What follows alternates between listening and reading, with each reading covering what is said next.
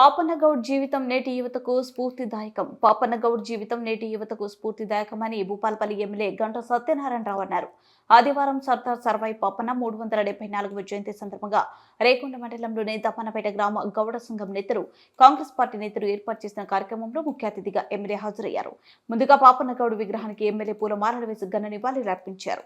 అనంతరం గ్రామంలో ఉన్న ఎల్లమ్మ తల్లి దేవాలయంలో ఎమ్మెల్యే ప్రత్యేక పూజలు నిర్వహించారు. అనంతరం ఎమ్మెల్యేకు గౌడ కులస్తులు శాలువలు కప్పి సన్మానం చేశారు. ఈ కార్యక్రమంలో గ్రామ గౌడ సంఘం నాయకులు, రేకొండ మండల కాంగ్రెస్ ముఖ్య నేతలు, దమ్మన్నపేట గ్రామ ముఖ్య నేతలు తదితరులు పాల్గొన్నారు. బలహీన వర్గాలకు చెందినటువంటి వ్యక్తి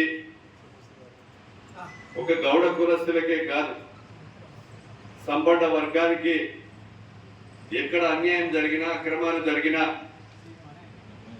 ఈరోజు పేదల పేదల పక్షాన నిలబడినటువంటి వ్యక్తి సర్దార్ సర్వాయి పాపన్న.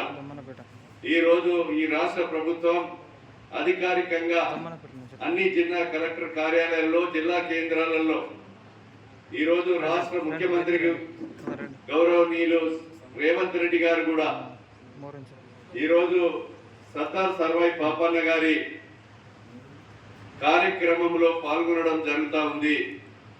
ఈరోజు మనము భూపాలపల్లి జయశంకర్ జిల్లా కేంద్రంలో కూడా, కలెక్టర్ ఆఫీసులో కూడా ఈ కార్యక్రమం కూడా నిర్వహించడం జరుగుతూ ఉంది.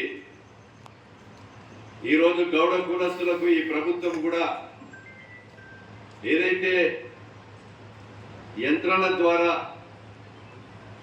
కళ్ళును తీసేటువంటి కార్యక్రమాలను, యంత్రాలను కూడా రాబోయే రోజుల్లో అందరికీ కూడా అందించే కార్యక్రమం కూడా తీసుకుంది.